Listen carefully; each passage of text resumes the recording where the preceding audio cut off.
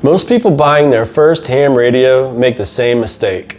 They go on Amazon, they see your radio for $20, they see thousands of reviews and they buy it.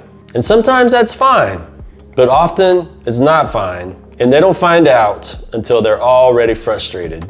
The radio you buy first shapes your entire early experience with ham radio. Buy the right one and you're on the air talking to people within a day of getting your license. Buy the wrong one and it ends up in a drawer while you wonder what went wrong. Here's exactly what to look for, what to avoid, and which radio I would buy if I was starting over today.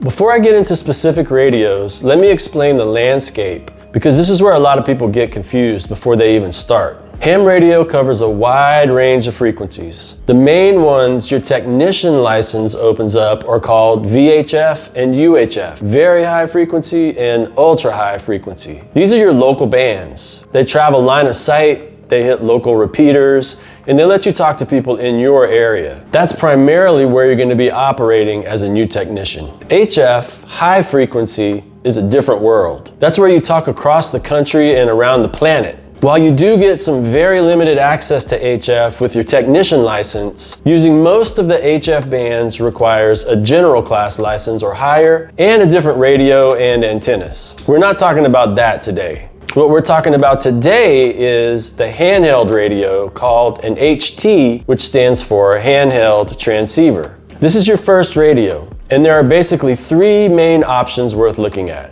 Okay, let's start with the elephant in the room. The Baofeng UV-5R. Around $20 on Amazon. It does VHF and UHF. Thousands of hams have started with one of these, including a lot of experienced operators who will all tell you that it's perfectly fine. Here's what's genuinely good about it. It's cheap. If you're not sure ham radio is gonna stick for you, then spending $20 to try it out before committing real money makes complete sense. It works. It will hit local repeaters. It'll get you on the air. Here's what's not great about it. The build quality is hit or miss. Programming it can be pretty complicated. The buttons are small and the menus are not super intuitive. The audio quality is okay, but these radios are more susceptible to interference from things like Wi-Fi, LED lights, stuff like that. My honest take, if your budget is under $30 and you want to try this before spending more money, the Baofeng is an okay starting point. But if you can spend a little more, you're going to be happier if you invest in something better. Next up, we have the Yaesu FT-4XR, which runs about $100. And this is where the experience of using a handheld radio starts to feel different. The FT-4XR is Yaesu build quality, which means it's built to a standard that the Baofeng radios aren't even trying to meet. It puts out 5 watts on UHF and VHF. The audio is noticeably cleaner. The menus make sense. Battery life is rated at over 15 hours on normal use, which is the kind of number that matters whenever you're in the field. It's also rated IP54 for weather resistance, which means it's splash and dust resistant. To be honest, the Baofeng isn't.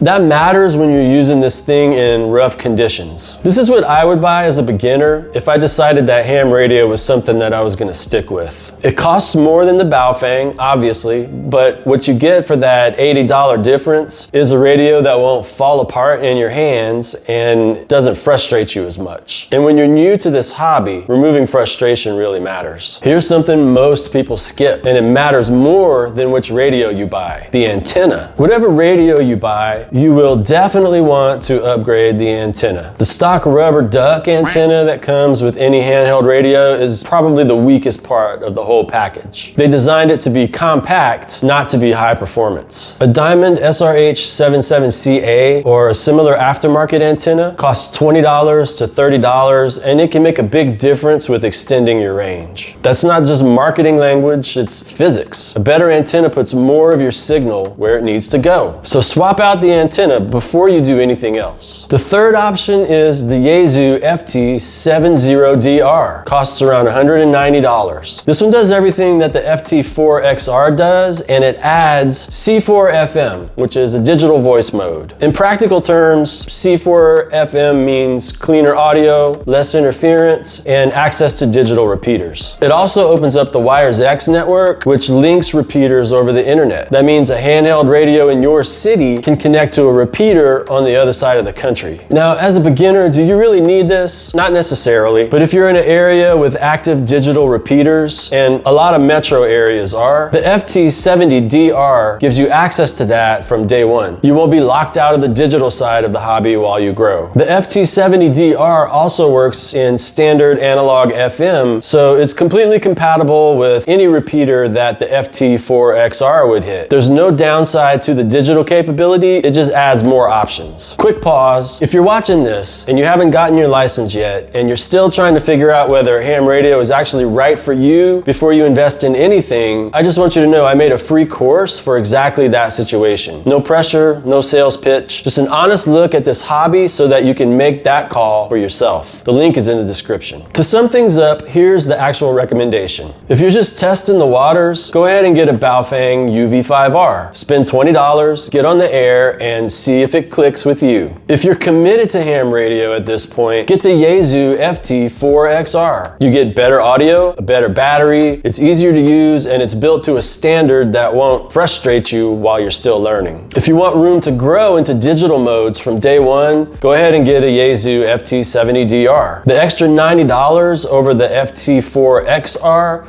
buys access to the digital side of the hobby, and honestly, there's no penalty for having it, even if you don't use it right away. What I wouldn't do is spend $300 or more on your first handheld radio. You don't know what you want to get out of this hobby yet. Start with one of these three, get experience, and then you can invest more when you know exactly what you're looking for. And whatever you buy, remember, upgrade the antenna. It's $20 or $30, and it really matters. I'll link to everything in the description. That's the whole picture. If you found this useful, subscribe. There's a lot more where this came from. And if you're ready to get started, or you're just trying to figure out if this hobby is right for you, the link to the free course is in the description below.